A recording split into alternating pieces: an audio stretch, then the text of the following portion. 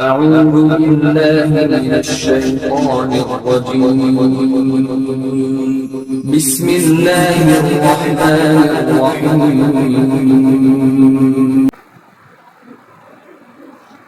سورہ مائدہ کی آیت نمبر 182 میں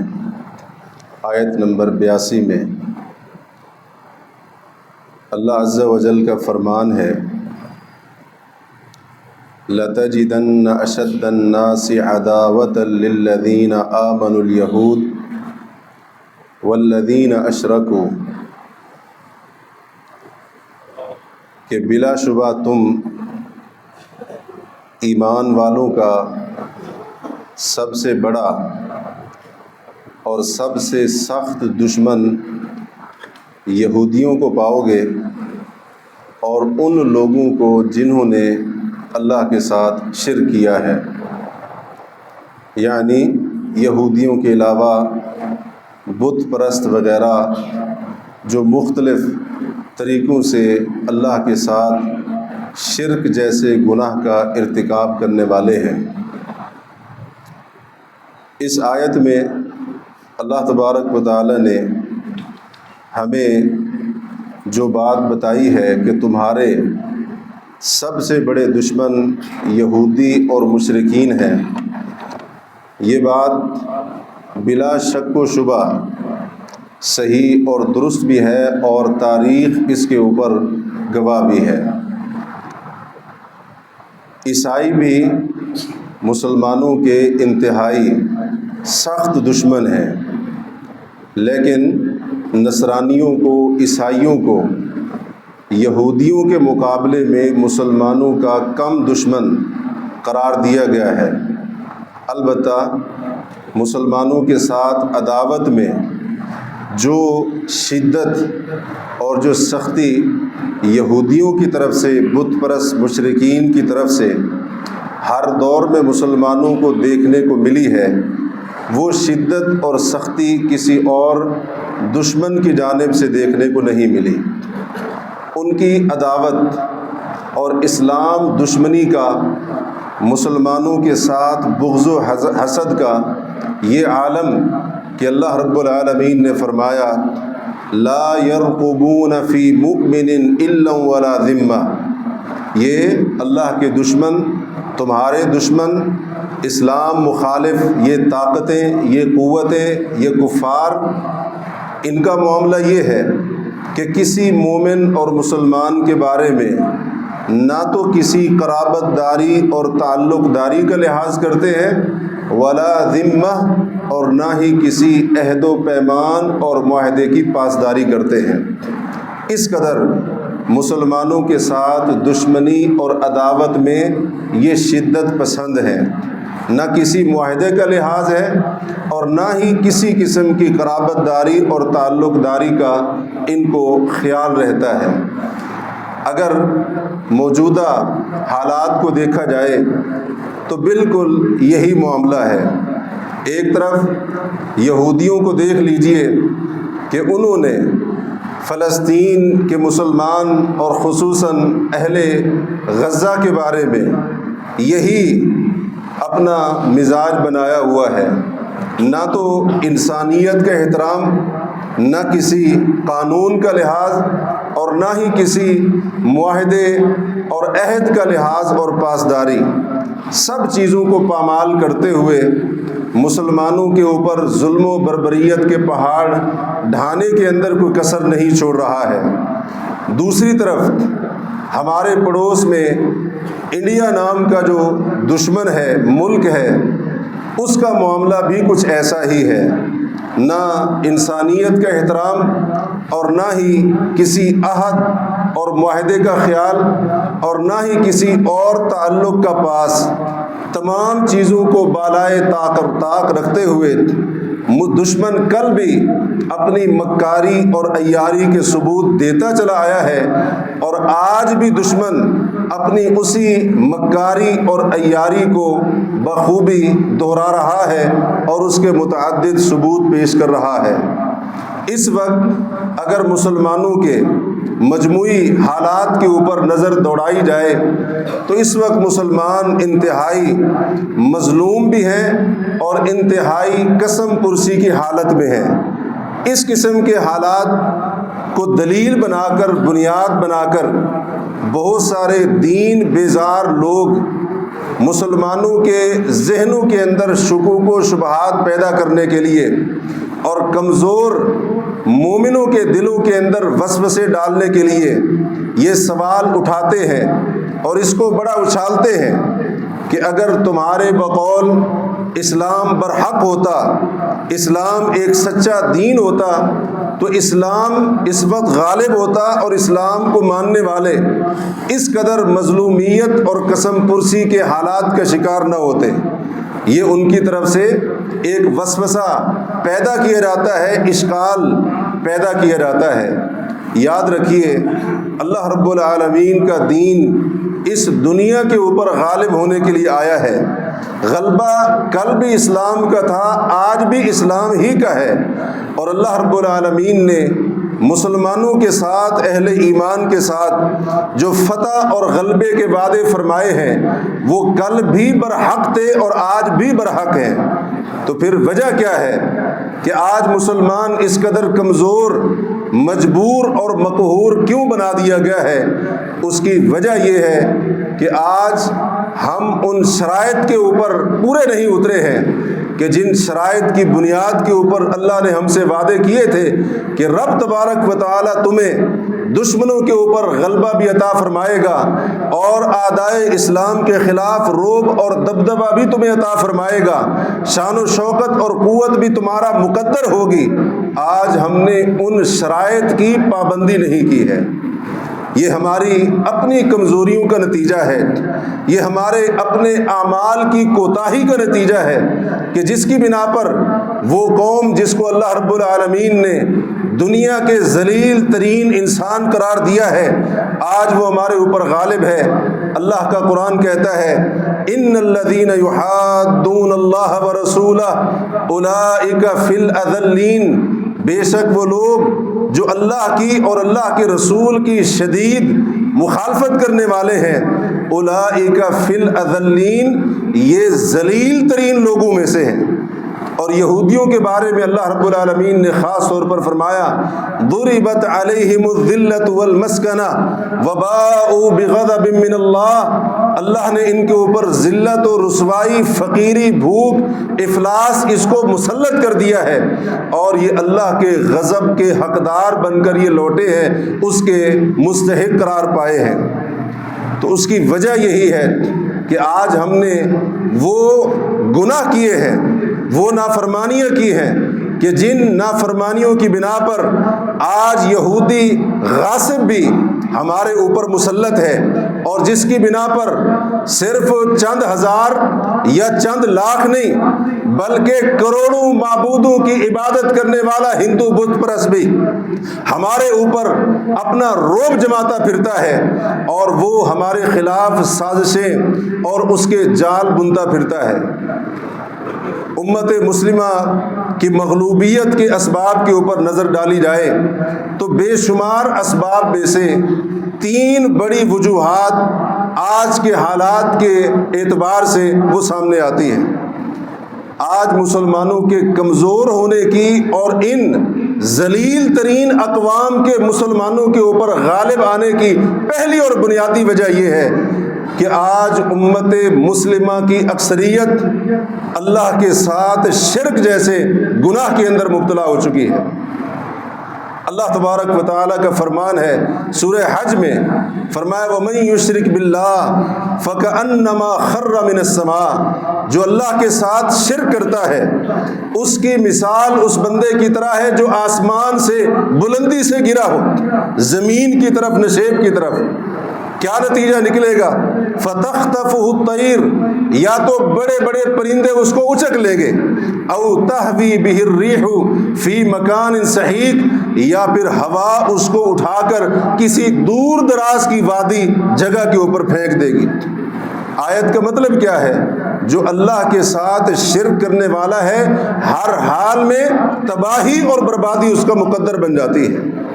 اس کو ہر حال میں ہلاکت سے یقینی طور پر دوچار ہونا پڑتا ہے، پھر ہلاکت سے اس کی نجات نہیں، تباہی اور بربادی اس کا مقدر بن جایا کرتی ہے۔ اللہ تبارک و تعالیٰ نے شرک کی قباحت اور سنگینی کو اور بھی بہت سارے مقامات کے اوپر بیان فرمایا ہے۔ اللہ تبارک و تعالیٰ نے ایک مقام پر فرمایا وَلَا تَهِنُوا وَلَا تَحْزَنُوا وَأَنْتُمُ الْأَعْلَوْنَ إِن كُنتُم مُؤْمِنِينَ، اے اہل ایمان کمزور مت ہونا، دلوں کو ہلکا نہ کرنا، وَلَا تَحْزَنُوا غمگین بھی مت ہونا، وَأَنْتُمُ الْأَعْلَوْنَ اور تم ہی غالب رہو گے، إِن كُنتُم مُؤْمِنِينَ مگر اس کی یہ شرط ہے اگر تم مومن رہو گے۔ اللہ پر جو ایمان ہونا چاہیے تھا، اللہ کی وحدانیت، اللہ کی توحید، اس کے اکیلا سچا معبود ہونے کے اوپر، الہ ہونے کے اوپر جو ایمان اور یقین مسلمان کو ہونا چاہیے تھا، آج وہ ایمان وہ یقین اللہ کو چھوڑ کر مخلوق کے اوپر ہے۔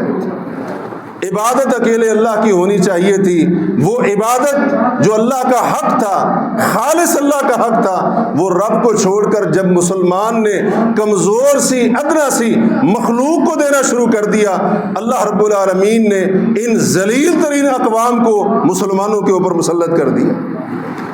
اللہ تبارک و تعالیٰ نے سورہ نور کی آیت نمبر 55 میں مسلمانوں کے ساتھ 3 وعدے کیے ہیں۔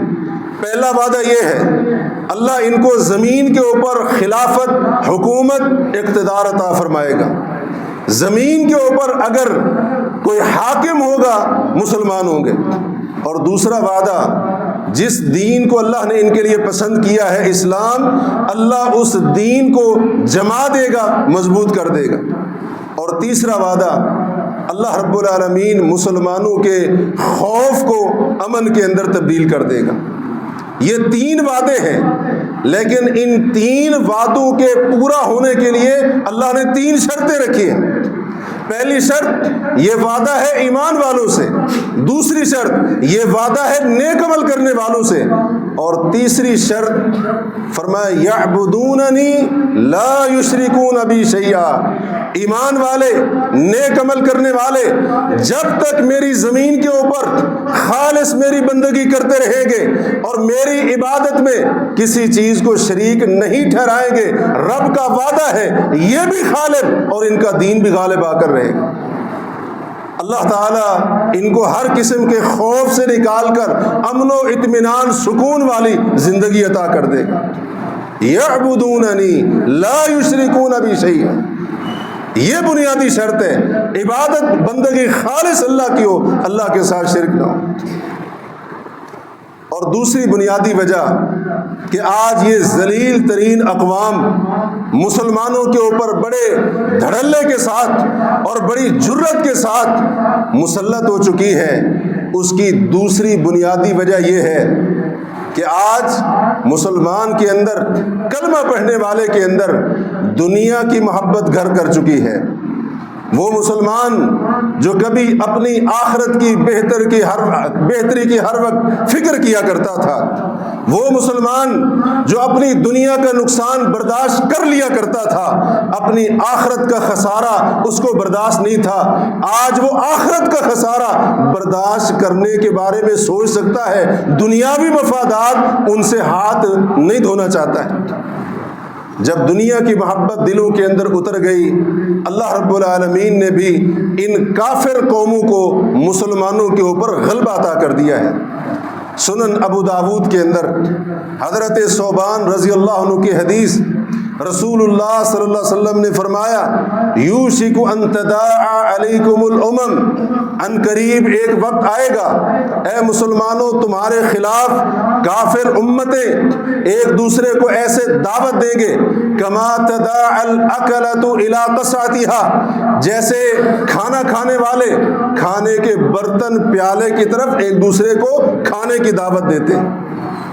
یعنی مسلمانوں کو اس وقت کافر تر نوالا سمجھ لیں گے، آسان ہدف سمجھ لیں گے، جیسے کھانے کے اوپر دسترخوان کے اوپر ایک دوسرے کو بلایا جاتا ہے, دعوت دی جاتی ہے, آؤ کھانا کھا لو, ایسے کافر اقوام مل کر متحد ہو کر مسلمانوں کے خلاف ایک دوسرے کو دعوت دیں گے, اور جیسے بھوکا دسترخوان کے اوپر کھانے کے اوپر ٹوٹ پڑتا ہے, ایسے ہی کافر اقوام بھوکی پیاسی مسلمانوں کے خون کے پیاسے بن کر تمہارے اوپر ٹوٹ پڑیں گے.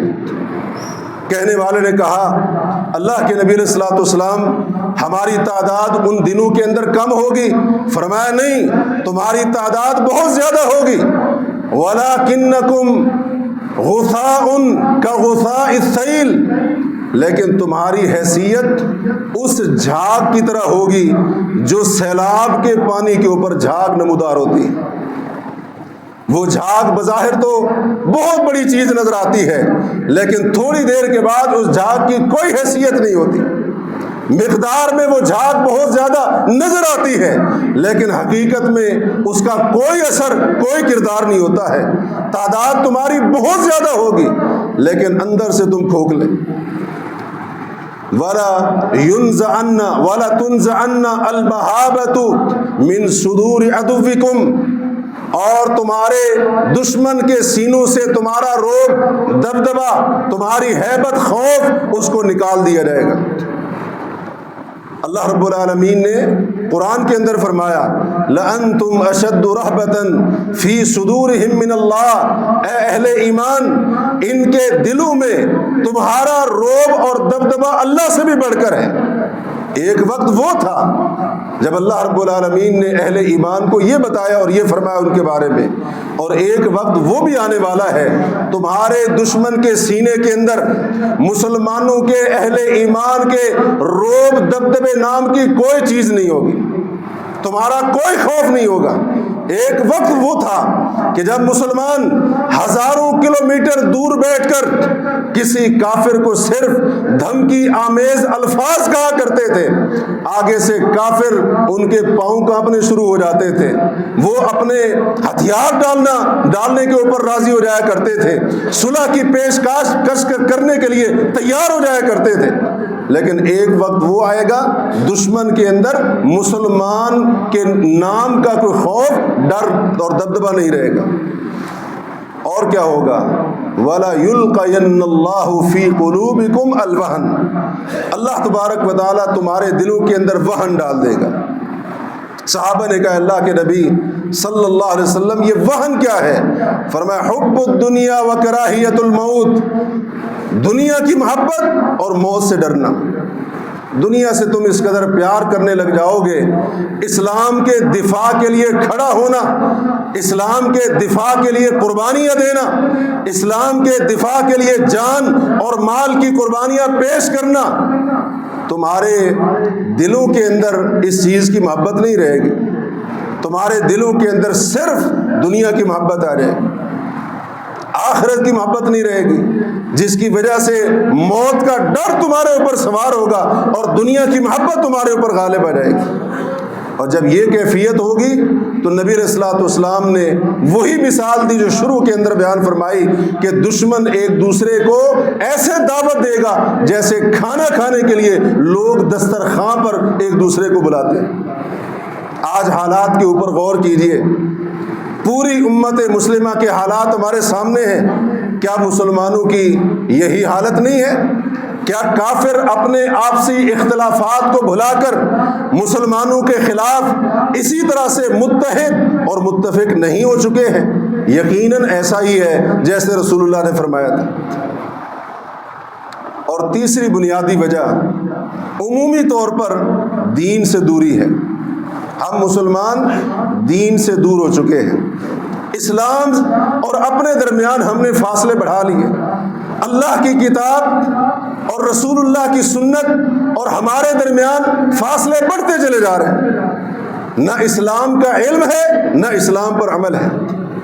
دین سے دور ہے, اسلام سے دور ہیں. ہم بھی اسلام سے دور, ہماری نوجوان نسلیں بھی اسلام سے دور, بوڑھے بھی اسلام سے دور, جوان بھی اسلام سے دور. اللہ رب العالمین نے پھر ہمیں یہی سزا دی کہ جب ہم نے اپنے آپ کو، اپنی اولادوں کو، نسلوں کو، اہل و عیال کو، مردوں نے اپنے آپ کو، عورتوں نے اپنے آپ کو اسلام سے، اسلام کے احکامات سے، رب کی تعلیمات سے دور کر لیا، اللہ نے ذلیل ترین قوموں کو ہمارے اوپر مسلط کر دیا۔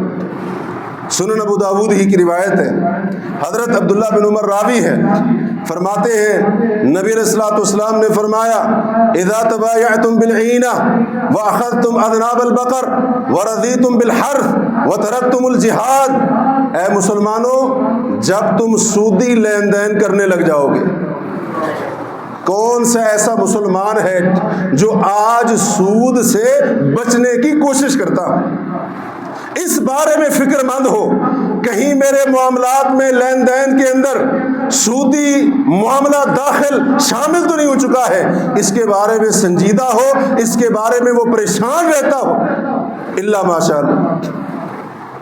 اور عینہ کا لفظ جو رسول اللہ نے استعمال فرمایا ہے، یہ سود کے لیے استعمال کیا جانے والا ایک ہیلا، اس کے لیے عربی میں عینہ کا لفظ استعمال ہوتا ہے۔ سود کے اندر جب تم اس طرح سے مبتلا ہو جاؤ گے، ایسے ملوث ہو جاؤ گے اس گناہ کبیرہ کے اندر، جس کو اللہ نے اپنی ذات کے ساتھ، اپنے نبی کے ساتھ، اپنی کتاب میں جنگ قرار دیا ہے، جب مسلمان سود کے ذریعے، سودی معاملات کے ذریعے، سودی لین دین کے ذریعے خفیہ طور پر بہانوں سے، ہیلوں سے سودی معاملات کے اندر ملوث ہو جائیں گے، جب اس طرح سے اللہ اور اس کے رسول کے ساتھ اعلان جنگ کریں گے، تو پھر دشمن ہمارے خلاف اعلان جنگ کرے گا۔ اگر ہماری اللہ اور اس کے رسول کے ساتھ جنگ ہے تو پھر دشمن کی ہمارے ساتھ جنگ ہو، ہماری رب کے خلاف جنگ ہے، ہماری رسول کے خلاف جنگ ہے، تو دشمن متحد ہو کر ہمارے خلاف جنگ کرنے کے اوپر نہ صرف تیار ہوگا، عملی طور پر کرے گا۔ اور دوسرا کام کیا کرو گے؟ وَأَخَذْتُمْ أَذْنَابَ الْبَقَرِ وَرَضِيتُمْ بِالْحَرْثِ، تم گائے کی دمیں پکڑ لو گے، بیلوں کی دمیں پکڑ لو گے، کھیتی باڑی کے اوپر تم راضی ہو جاؤ گے، دنیا کے اوپر خوش، دنیا کے اوپر مطمئن، آخرت کی کوئی فکر نہیں، کوئی خیال نہیں۔ وَتَرَكْتُمُ الْجِهَادَ، اور تم جہاد کو چھوڑ دو گے۔ جہاد جو اللہ رب العالمین نے فرض کیا مظلوموں کے تحفظ کے لیے، مظلوموں کی مدد کے لیے، اللہ نے جہاد فرض کیا اسلام کے دفاع کے لیے، اسلام کے غلبے کے لیے، اللہ کی توحید کے پرچم کو لہرانے کے لیے۔ اس مقدس فریضے سے جب تم منہ موڑ لو گے، دنیا تمہارا ہدف ہوگی، سود تمہارے اندر اس قدر عام ہو جائے گا، چھوٹے چھوٹے ہیلے بہانے کر کے تم سودی معاملات کے اندر مبتلا ہو جاؤ گے، لسلط اللہ علیکم ذلہ، اللہ تمہارے اوپر ذلت کو مسلط کر دے گا، لا ينزعه عنکم، اللہ وہ ذلت اور رسوائی تم سے دور نہیں کرے گا، حتی ترجعوا الی دینکم، جب تک تم اپنے دین کی طرف واپس نہیں آؤ گے، اللہ کے فرائض کو قائم نہیں کرو گے، رب کی حرام کردہ چیزوں کو چھوڑو گے نہیں، جب تک دین کی طرف نہیں پلٹو گے، یہ ذلت تمہارا مقدر بنا دی جائے گی۔ آج دیکھ لیجئے جو ہمارے حالات ہیں وہ اس حدیث کے مطابق بالکل یہی حالات ہیں۔ سودی معاملات مسلمانوں کے اندر، دنیا کے اوپر مطمئن و خوش مسلمان، اور جہاد جیسا مقدس فریضہ مسلمان نے چھوڑا ہوا، اس سے اعراض کیا ہوا، اور باقی فرائض کے ساتھ ہم نے کیا حال کیا ہوا ہے وہ بھی ہمیں معلوم۔ رسول اللہ نے تو پہلے بتا دیا تھا۔ یہ تین بنیادی وجوہات میں نے آپ کے سامنے رکھی، اس حوالے سے آخر وجہ کیا ہے؟ وہ مشرک، وہ بت پرست، وہ یہودی، وہ عیسائی جو اللہ کا دشمن، رسول اللہ کا دشمن، قرآن کا دشمن، اسلام کا دشمن، جس کو میرے رب نے ذلیل ترین قرار دیا ہے، وہ آج مسلمان کے اوپر غالب ہونے کی جرات کیسے کر سکا ہے؟ یہ تین بنیادی وجوہات بتائیں، اور بھی بہت ساری وجوہات ہیں۔ اس وقت جو وطن عزیز کے حالات ہیں، موجودہ حالات کے لحاظ سے چند ایک اہم باتیں آپ کے سامنے لازمی طور پر رکھنی ہیں۔ سب سے پہلی بات، صحیح بخاری کے اندر رسول اللہ صلی اللہ علیہ وسلم کے خطبہ ہے، آپ خطبہ دینے کے لیے کھڑے ہوئے، آپ نے فرمایا ایھا الناس، اے لوگو، لا تتمنوا لقاء العدو، دشمن کا مقابلہ کرنے کی خواہش نہ کرو، دشمن کا آمنا سامنا کرنے کی تمنا نہ کیا کرو، وَاسْأَلُوا اللَّهَ الْعَافِيَةَ، اللہ سے عافیت مانگو۔ اللہ رب العالمین جنگ سے، لڑائی سے، اس قسم کے حالات سے محفوظ رکھے، اللہ سے یہ دعائیں کرو، اللہ سے جنگ کی تمنا نہ کرو۔ لیکن فَإِذَا لَقِيتُمُوهُمْ فَاصْبِرُوا، اگر دشمن سے آمنا سامنا ہو جائے تو پھر ڈٹ کے کھڑے ہو جانا ہے، پھر مقابلہ کرنا ہے، پھر پیچھے نہیں ہٹنا ہے۔ وَاعْلَمُوا أَنَّ الْجَنَّةَ تَحْتَ ظِلَالِ السُّيُوفِ، اور یہ بات یاد رکھنا، اللہ نے جنت تلواروں کے سائے کے نیچے رکھی ہے۔ مطلب کیا ہے؟ اگر تم دشمن کے مقابلے میں ڈٹ کر کھڑے ہو جاؤ گے، اگر شہید کر دیے جاؤ گے، جان چلی جائے گی، اللہ رب العالمین نے شہادت کی موت کا بدلہ اپنی جنت رکھی۔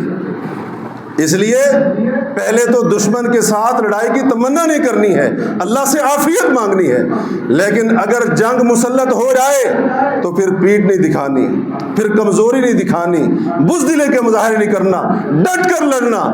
اگر زیادہ سے زیادہ کیا ہوگا؟ جان چلی جائے گی۔ اگر تمہاری جان چلی جائے گی، شہادت والی، سعادت والی، اللہ موت دے گا، اور شہید کے لیے اللہ رب العالمین نے جنت کے باغات تیار کر رکھے۔ ایک تو ہمیں ان حالات کے اندر رسول کریم صلی اللہ علیہ وسلم کی اس نصیحت کو یاد رکھنا چاہیے۔ دوسری بات، افواہوں کے اوپر یقین کرنے کی کوئی ضرورت نہیں ہے، نہ افواہوں پر یقین کریں اور نہ افواہوں کو آگے پھیلانے کی کوشش کریں۔ غیر مصدقہ خبریں، غیر مصدقہ اطلاعات، ادھر ادھر کی باتیں، کوئی بھی بات کہیں سے اٹھا کر آگے پھیلانا لوگوں کے اندر، سوشل میڈیا کے اوپر اس کو نشر کرنا، یہ ایک غیر ذمہ دار آدمی کا کام تو ہو سکتا ہے، لیکن ایک مسلمان جو ذمہ دار ہو، یہ اس کا معاملہ نہیں ہو سکتا ہے۔ اللہ رب العالمین کا فرمان ہے، یا ایھا الذین آمنوا ان جاءکم فاسق بنبأ فتبینوا، ایمان والو، اگر کوئی فاسق، فاجر، جھوٹا آدمی تمہارے پاس کوئی بھی خبر لے کر آئے، فتبینوا، پہلے اس کی تحقیق کر لیا کرو، اچھی طرح سے تصدیق کیا کرو، چھان بین کیا کرو، آیا یہ بات ایسے ہے، خبر سچی ہے، جھوٹی ہے، کیا معاملہ ہے۔ ان تصیبوا قوما بجہالہ، کہیں ایسے نہ ہو نادانی میں، جہالت میں، لا علمی میں تم کسی قوم کو نقصان پہنچا بیٹھو اور پھر تم اس کے اوپر شرمندہ اور پشیمان ہو جاؤ۔ یہ اللہ کا قرآن مجھے اور آپ کو تعلیم دے رہا ہے۔ غیر مصدقہ خبریں، غیر یقینی باتیں، ان کو پھیلانا، ان کو نشر کرنا، یہ اہل ایمان کا کام نہیں ہے، بلکہ سورہ نساء کے اندر اللہ تبارک و تعالیٰ نے اس قسم کا جو غیر ذمہ دارانہ معاملہ ہے اس کو منافقین کی علامت قرار دیا ہے۔ جو کمزور ایمان والے ہوتے ہیں ان کا یہ معاملہ ہوتا ہے۔ آج کل اس طرح کی باتیں بہت زیادہ ہوتی ہیں، ان کاموں سے اجتناب کیجیے، پرہیز کریں اس سے، اور خوف و ہراس کا ماحول بنانے کی بجائے لوگوں کو تسلی دیں، اطمینان والی بات کریں، وہ بات نہ کریں کہ جس سے لوگوں کے اندر خوف و ہراس پھیل جائے۔ اس قسم کے حالات کے اندر رسول کریم صلی اللہ علیہ وسلم کا اسوہ حسنہ اختیار کرنے کی بڑی اشد ضرورت ہے۔ صحیح بخاری میں حضرت انس کی روایت ہے رضی اللہ عنہ، کہتے ہیں کان رسول اللہ صلی اللہ علیہ وسلم اجود الناس، رسول اللہ صلی اللہ علیہ وسلم لوگوں میں سے سب سے بڑے سخی تھے۔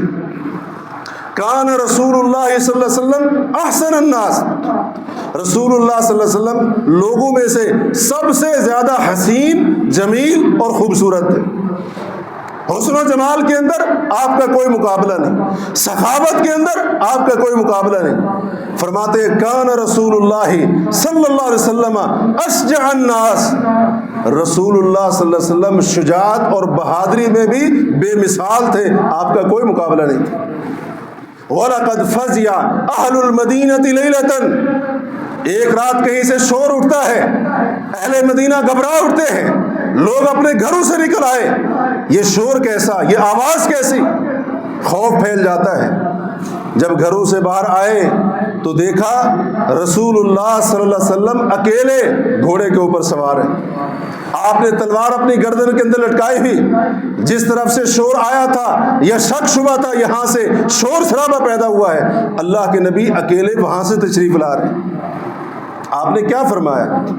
آپ نے خوف و ہراس والا ماحول پیدا کیا، شور شرابہ ہوا ہے، لوگ گھبرا کر گھر سے باہر نکلے ہیں۔ رسول کریم علیہ الصلوۃ والسلام فرماتے ہیں لم تراؤ، گھبرانے کی کوئی بات نہیں، ڈرو مت، خوف کے اندر مبتلا مت ہو۔ ما رأینا فزعا، میں محمد صلی اللہ علیہ وسلم وہاں پر گیا ہوں، حالات کی چھان بین کر کے آیا ہوں، وہاں پر کوئی گھبرانے والا معاملہ نہیں۔ یہ نبی صلی اللہ علیہ وسلم نے ان حالات کے اندر اپنا اسوہ حسنہ پیش کیا ہے کہ جب لوگ خوف اور ہراس کے اندر مبتلا تھے، لوگ گھبراہٹ کے اندر مبتلا تھے، اللہ کے نبی تسلیاں دے رہے ہیں۔ آپ فرما رہے گھبراؤ نہیں، میں خود دیکھ کر آیا ہوں، گھبرانے والی کوئی بات نہیں۔ ان حالات کے اندر نبی علیہ الصلوۃ والسلام کے اس اسوہ حسنہ کو بھی اپنانے کی بہت زیادہ ضرورت ہے۔ تیسری بات، مایوس بالکل نہیں ہونا ہے، بالکل مایوس نہیں ہونا ہے، نہ مایوس ہونا ہے نہ لوگوں کے اندر مایوسی پھیلانی ہے۔ یہ اس وقت کی ایک بہت بڑی ضرورت ہے۔ ہم لوگ مایوس بڑے جلدی ہو جاتے ہیں، نا امید بڑی تیزی کے ساتھ ہو جاتے ہیں۔ نا امید نہ خود ہونا ہے اور نا امیدی نہ دوسروں کے اندر پھیلنے دینی۔ اللہ تبارک و تعالیٰ کی مدد ضرور آئے گی۔ مستدرک حاکم کے اندر یہ حدیث موجود ہے حضرت ابی بن کعب رضی اللہ عنہ کی، کہتے ہیں جب رسول اللہ صلی اللہ علیہ وسلم مدینہ ہجرت کر کے تشریف لائے، تمام کے تمام عرب اکٹھے ہو کر مسلمانوں کے خلاف حملہ کرنے کی پلاننگ کر رہے ہیں، ان کے ساتھ جمع ہو چکے ہیں، ان کے خلاف جمع ہو چکے ہیں۔ مدینہ کے اندر یہ کیفیت تھی، صحابہ کرام رات کو بھی اسلحہ پہن کر گھومتے تھے اور دن کے وقت بھی یہی کیفیت ہوتی تھی۔ دشمن کا خوف اس قدر ہے، حالات اس قدر سخت اور مشکل ہیں۔ ایک دوسرے سے بعض صحابہ کہنے لگے کیا کبھی کوئی ایسی رات بھی آئے گی جب تم چین کی نیند سو سکو گے اور اس خوف اور ڈر سے تمہاری جان چھوٹ جائے گی؟ اس قدر حالات سخت ہو چکے تھے۔ اللہ تبارک و تعالیٰ نے سورہ نور کی آیت نمبر 55 نازل فرمائی، جو پہلے میں آپ کے سامنے پڑھ چکا ہوں، کہ اللہ کا وعدہ ہے تم سے، اللہ تمہیں غلبہ دے گا، تمہارے دین کو بھی قائم کرے گا، اور وَلَا يُبَدِّلَنَّهُم مِّن بَعْدِ خَوْفِهِمْ أَمْنًا، اللہ کا وعدہ ہے، رب قسمیں اٹھا کے کہہ رہا ہے، اے مسلمانوں گھبرانا نہیں، نا امید مت ہونا۔ وقتی طور پر، عارضی طور پر اگر یہ خوف کی فضا تمہارے لیے بنی ہوئی ہے، اللہ قسمیں اٹھا کر کہہ رہا ہے میں تمہارے خوف کو امن کے اندر تبدیل کر دوں۔ حالات کس قدر سخت کیوں نہ ہو، دشوار کیوں نہ ہو، مایوسی بالکل گناہ ہے، نا امیدی کے قریب بھی نہیں جانا ہے۔ تو ان حالات کے اندر اس چیز کا بھی ہم نے خیال رکھنا ہے۔ اور چوتھی اور بڑی اہم بات، اس وقت جو حالات ہیں، ان حالات کے اندر ایک دوسرے پر تنقید کرنے کی ضرورت نہیں ہے، ایک دوسرے کی ٹانگیں کھینچنے کا وقت نہیں ہے۔ فوج کے اوپر تنقید، سیکیورٹی اداروں کے اوپر تنقید، اور اس قسم کے جو ادارے ہیں جو ملک کے دفاع کے لیے کھڑے ہوئے ہیں، تنقید کا بازار گرم کر دیا جائے، ان کے خلاف پروپیگنڈا شروع کر دیا جائے۔ یہ وقت ایسا ہرگز نہیں ہے۔ یہ وقت ہے ایک دوسرے کا دست و بازو بننے کا، ایک دوسرے کی ڈھارس بنانے کا، ایک دوسرے کو مضبوط کرنے کا، نہ کہ ایک دوسرے کو کمزور کرنے کا۔ اور ان حالات کے اندر بعض جگہوں پر، جیسا کہ آپ نے بھی سنا اور پڑھا اور ہم نے بھی سنا اور پڑھا، بعض جگہ پر نقصان ہوا۔ اب یہ کہنا یہ فلاں کا ادارہ تھا، فلاں مسلک والے کا، فلاں گروہ والے کا، اگر اس کا نقصان ہوا ہے تو اس کے ساتھ ہونا ہی ایسے چاہیے تھا، یہ بالکل غلط بات ہے، کیونکہ دشمن نے ہمارے ملک کے اوپر، ہمارے گھر کے اوپر حملہ کیا ہے، اس سے نقصان میری ذات کو ہو یا کسی اور کی ذات کو ہو، نقصان پھر بھی مسلمان کا ہوا ہے۔ اس لیے اس قسم کی باتیں یہ انتشار پھیلانے والی ہیں۔ آپس کے انتشار سے بچنا ہے، اتحاد کی فضا قائم کرنی ہے۔ اللہ رب العالمین نے قرآن کے اندر نصیحت کرتے ہوئے فرمایا وَلَا تَنَازَعُوا، جب جنگ کی کیفیت ہو، جنگ کا ماحول ہو، آپس میں جھگڑا نہیں کرنا، تنازع کھڑے نہیں کرنے، ماضی کی غلطیاں یاد کر کے فلاں نے یہ کیا تھا، فلاں کا یہ کردار تھا، فلاں کا یہ معاملہ تھا، اس طرح کی باتوں کا اب کوئی فائدہ نہیں۔ اس قسم کے حالات کے اندر اللہ نے فرمایا وَلَا تَنَازَعُوا، اے ایمان والو آپس میں جھگڑنا مت، فَتَفْشَلُوا، ناکام ہو جاؤ گے، وَتَذْهَبَ رِيحُكُمْ، اور تمہاری ہوا اکھڑ جائے گی، تمہاری قوت جاتی رہے گی۔ اس قسم کی باتیں کرنے کا فائدہ صرف دشمن کو ہو سکتا ہے، مسلمان کو نہیں ہو سکتا۔ اپنے ملک کے ساتھ، ملت کے ساتھ، اپنی افواج کے ساتھ، دفاعی اداروں کے ساتھ اس وقت کھڑے ہونے کا یہ وقت ہے، ان کی قوت بڑھانے کا وقت ہے، ان کا دست و بازو بننے کا وقت ہے، نہ کہ ان کو کمزور کرنے کا وقت ہے۔ اور یہ بات بھی یاد رکھیے، بعض خوارج اور تکفیر کی سوچ رکھنے والے لوگ جب اس طرح کے حالات بنتے ہیں، اسلامی ممالک کے اوپر دشمن حملہ آور ہوتا ہے، ان کی زبان پر ایک ہی جملہ ہوتا ہے اسلامی ملک تم کرتے ہو۔ یہ کون سا اسلامی ملک ہے جہاں پر نہ اسلامی نظام کا نفاذ ہے اور دیگر کئی معاملات بلکہ اکثر معاملات غیر اسلامی ہیں؟ کہا کیا جاتا ہے ایسے ملک کا دفاع کرنے کی کیا ضرورت ہے؟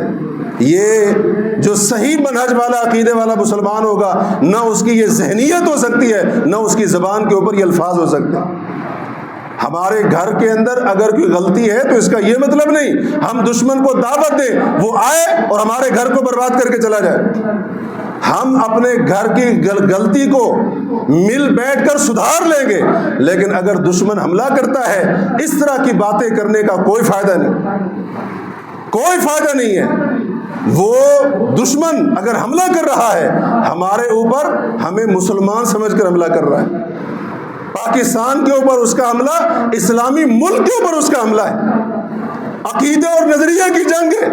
وہ ہندو ہے تو کلمہ پڑھنے والا ہے، اور آگے سے پھر بندہ کہے کہ ایسا کرنے کی کیا ضرورت ہے، ویسا یہ بالکل خوارج اور تکفیر کی سوچ ہے۔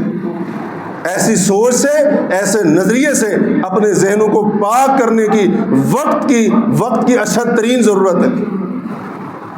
اور ایک اور بات یاد رکھیے گا، نبی علیہ الصلوۃ والسلام کا فرمان ہے جامع ترمذی وغیرہ کے اندر، آپ فرماتے ہیں احفظ اللہ یحفظک، اللہ کی حفاظت کرو اللہ تمہاری حفاظت کرے گا۔ اللہ کو ہماری حفاظت کی ضرورت نہیں ہے۔ کیا مطلب ہے اس حدیث کا؟ اس حدیث کا مطلب یہ ہے اللہ کے دین کی حفاظت کرو، اللہ کے فرائض کی حفاظت کرو، جن کاموں سے اللہ نے روکا، جن کو حرام کیا ان کی حفاظت کرو، یعنی ان کے قریب نہ جاؤ۔ اللہ نے جو حدیں قائم کی ہیں، اللہ کی حدود کی حفاظت کرو، اللہ تمہاری حفاظت کرے گا۔ یہ جو فرائض ہیں یہ اللہ کی حدود ہے، نماز بھی اللہ کی حد ہے، روزہ، زکوٰۃ، حج وغیرہ دیگر فرائض یہ اللہ کی حدیں ہیں۔ جب اللہ کی ان حدوں کی حفاظت ہوگی اللہ ہماری سرحدوں کی حفاظت فرمائے گا۔ رشوت، سود، شراب، زنا وغیرہ یہ جتنے بھی محرمات گناہ ہیں یہ اللہ کی حدیں ہیں۔ جب ہم اللہ کی ان حدوں کے قریب نہیں جائیں گے اللہ ہماری سرحدوں کی اس قدر حفاظت فرمائے گا، اللہ ہماری سرحدوں کے دشمن کو قریب نہیں آنے دے گا۔ اپنے آپ سے سوال کیجئے، کیا ہم اللہ کی حدوں کی حفاظت کرنے والے؟ کیا ہم فرائض کی پابندی کرنے والے؟ کیا ہم محرمات سے بچ کر اللہ کی حدود کے تحفظ کو یقینی بنانے والے؟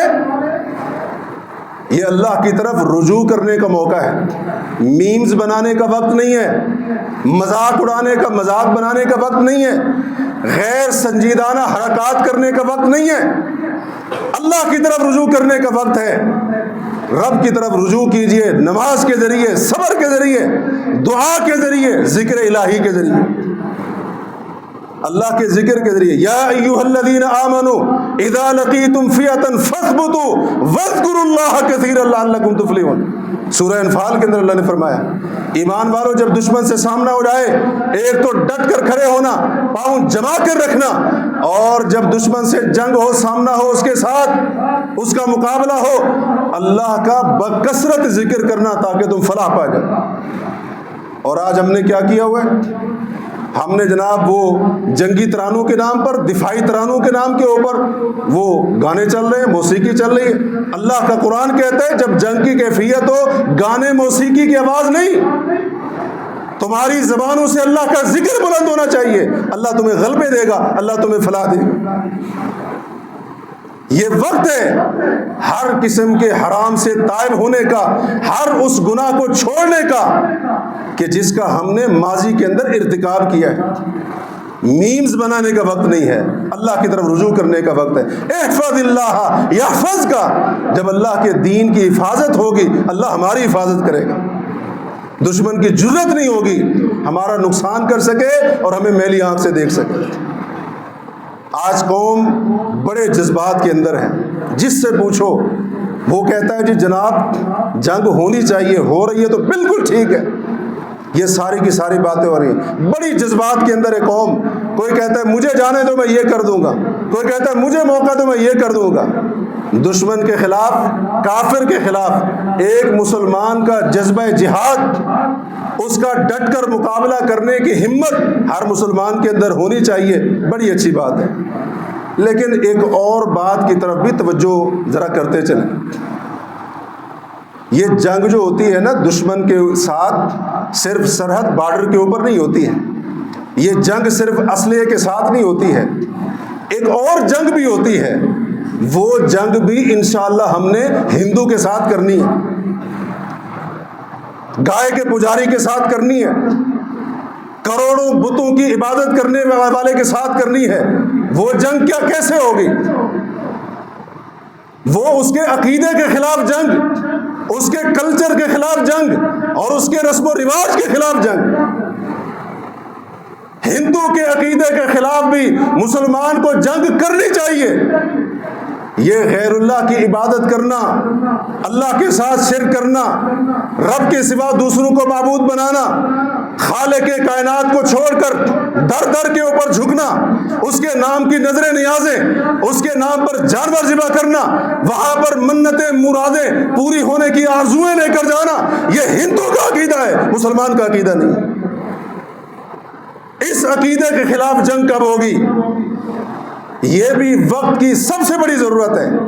ویسے تو ہر وقت ضرورت ہے، لیکن اس وقت ہماری جو جذباتی قوم یہ جذبات دکھا رہی ہے، ذرا تھوڑے سے جذبات ادھر دکھانے کی بھی ضرورت ہے. یہ شرک کی جتنی بھی صورتیں ہیں یہ ساری کی ساری ان کے اندر موجود ہیں، اور کم و بیش مسلمانوں کے اندر بھی موجود ہیں. عقیدے کے خلاف جنگ یہ کرنے کی ضرورت ہے، اور ان کے کلچر کے خلاف یہ مرد عورت کے آزادانہ تعلقات، مرد عورت کی دوستیاں، نامحرموں کی دوستیاں، یہ بدکاریاں، یہ بے پردگی، یہ فحاشی، بیہودہ لباس، چھوٹے تنگ لباس، یہ ہندو کا کلچر ہے، یہ کافر کا کلچر ہے. اس کے خلاف بھی جنگ کرنے کی ضرورت ہے. صرف نعرے لگانے سے جنگ نہیں جیتی جاتی، دشمن کے کلچر کے خلاف بھی جنگ کرنی پڑتی ہے، اس کے عقیدے کے خلاف، نظریے کے خلاف بھی جنگ کرنی پڑتی ہے. اور آج ہر گھر کے اندر تقریباً سوائے چند گنتی کے گھروں کو چھوڑ کر آج کلمہ پڑھنے والوں کے ہر گھر کے اندر ٹی وی کے اوپر انڈین ڈرامے، انڈین فلمیں بڑی مقبولیت حاصل کیے ہوئے. ان کے خلاف جنگ کب ہوگی؟ انڈین فلموں کے خلاف جنگ کب ہوگی؟ انڈیا جو فلم بناتا ہے، انڈیا کی فلم سب سے زیادہ پیسہ ملک پاکستان سے کماتی ہے. یہ جنگ کب ہوگی؟ یہ جنگ تو ہمارے اختیار میں ہے. لوگ کہتے ہیں جی بس ہمیں اجازت دی جائے، ہمارے اختیار میں ہو ہم یہ کر دیں. وہ جو تمہارے اختیار میں پہلے وہ کرو. اپنے گھر کو انڈین ڈرامے، انڈین گانے، انڈین فلمیں، یہ انڈین کلچر، یہ ہندو کا کلچر جو تیرے گھر کے اندر داخل ہو چکا ہے اور ناسور بن چکا ہے، اپنے گھر کو اس ہندو کے کلچر سے پاک کر کے ہندو کے خلاف اس طرح سے بھی جنگ کر۔ آج بچیاں انڈین گانوں کے اوپر ڈانس کرتی ہیں، جناب دیکھنے والے کہتے ہیں ایسا ڈانس کیا کسی نے کیا ہی نہیں۔ اس ننگ دھڑنگ کا کلچر کے خلاف کون جنگ کرے گا؟ یہ بھی وقت کی اشد ضرورت ہے۔ اگر ہندو سے نفرت ہے، ہندو کے عقیدے سے بھی نفرت، اس کے کلچر سے بھی نفرت، وہ جو بے حیائی پھیلا رہا ہے اس سے بھی نفرت، یہ وقت کی اشد ضرورت ہے۔ اور رسم و رواج ان کے خلاف بھی جنگ کرنے کی ضرورت ہے۔ خاص طور پر ہمارے ہاں شادیوں کے موقع پر یہ جو رسموں کا ایک نہ ختم ہونے والا سلسلہ ہوتا ہے، اکثر رسمیں ہندوانہ ہیں ہمارے اندر۔ اور اس سے بڑھ کر شادی کے موقع پر محفل موسیقی، ناچ گانے کی محفل، گلوکار بلائے جا رہے ہیں، ناچنے والی عورتیں بلائی جا رہی ہیں۔ یہ ہندو کا کلچر تو ہو سکتا ہے، اس کی شادی کی رسم تو ہو سکتی ہے، مسلمان کی شادی کی رسم نہیں ہو سکتی۔ یہ اس کی شادی کا لازمی حصہ ہو سکتا ہے، مسلمان کلمہ پڑھنے والے کی شادی کا لازمی حصہ قطعی طور پر نہیں ہو سکتا۔ شراب کے جام ہندو تو اپنی شادی کے اندر لوگوں کو پلا سکتا ہے، لیکن مسلمان بھی دوسرے مسلمانوں کو دعوت دے، میری شادی پر آنا، جتنی چاہو گے شراب پلاؤں گا۔ یہ ہندو کا طریقہ تو ہو سکتا ہے، کافر کا طریقہ ہو سکتا ہے، مسلمان کا طریقہ نہیں ہو سکتا۔ ان رسموں کے خلاف کب جنگ کریں گے؟ اپنی شادیوں کو ان ہندوانہ رسم و رواج سے کب پاک کریں گے؟ اور ان ہندوانہ رسم و رواج کے ساتھ کب نفرت ہمارے دل کے اندر پیدا ہوگی؟ یہ بات بھی ضرور سوچئے گا۔ اللہ تبارک و تعالیٰ سمجھنے کی، عمل کرنے کی توفیق عطا فرمائے۔ اقول قولی ھذا واستغفر اللہ لی ولکم۔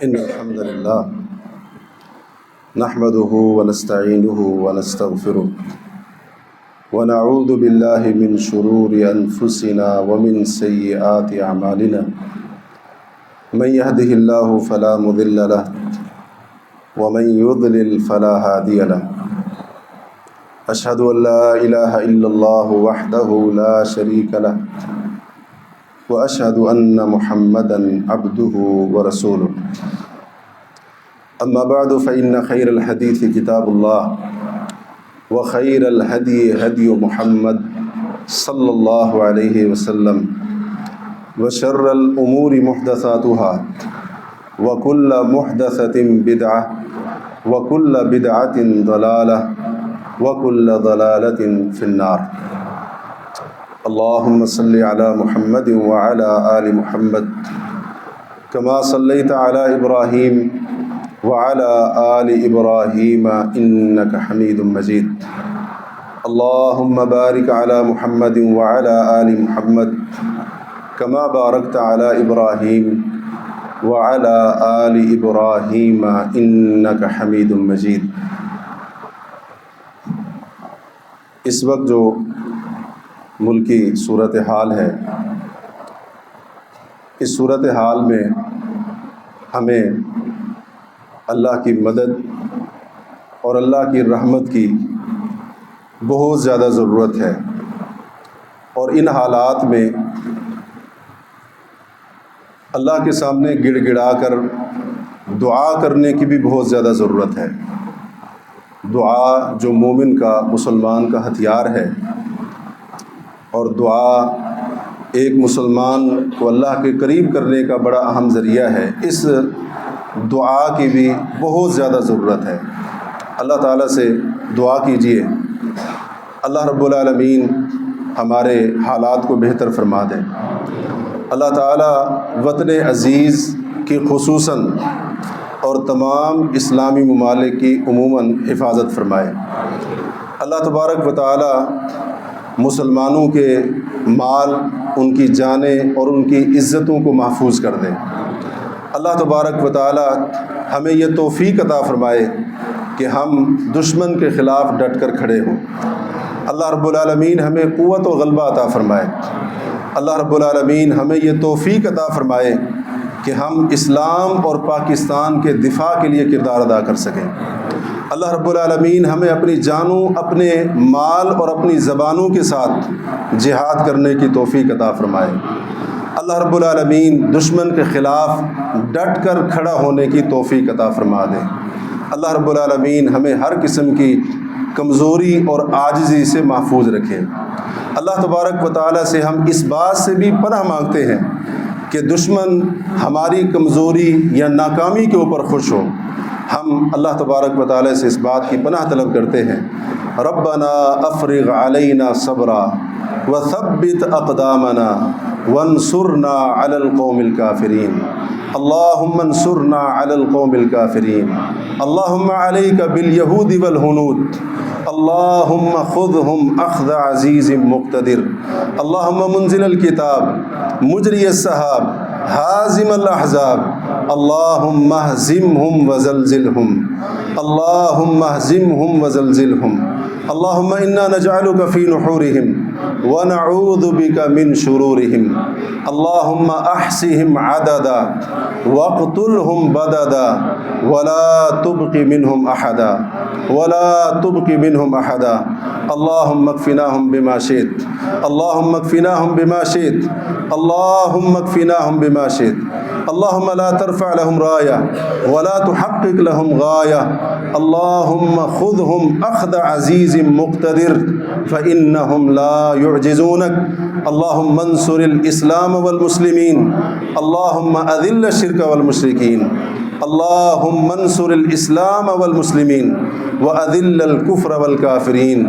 اللہم انصر جنودنا واحفظ حدودنا۔ یا اللہ ہماری افواج کی مدد فرما۔ یا اللہ ہماری سرحدوں کی حفاظت فرما۔ یا اللہ ہم کمزور ہیں، ہمیں قوت عطا فرما۔ یا اللہ تعداد میں تھوڑے ہماری تعداد کو بڑھا دے۔ یا اللہ ہمیں غلبہ عطا فرما۔ ہم تیری رحمت کے اس وقت بہت زیادہ محتاج ہیں۔ یا اللہ ہمارے اوپر رحم فرما۔ یا اللہ تو ارحم الراحمین ہے، ہمارے حال کے اوپر رحم فرما۔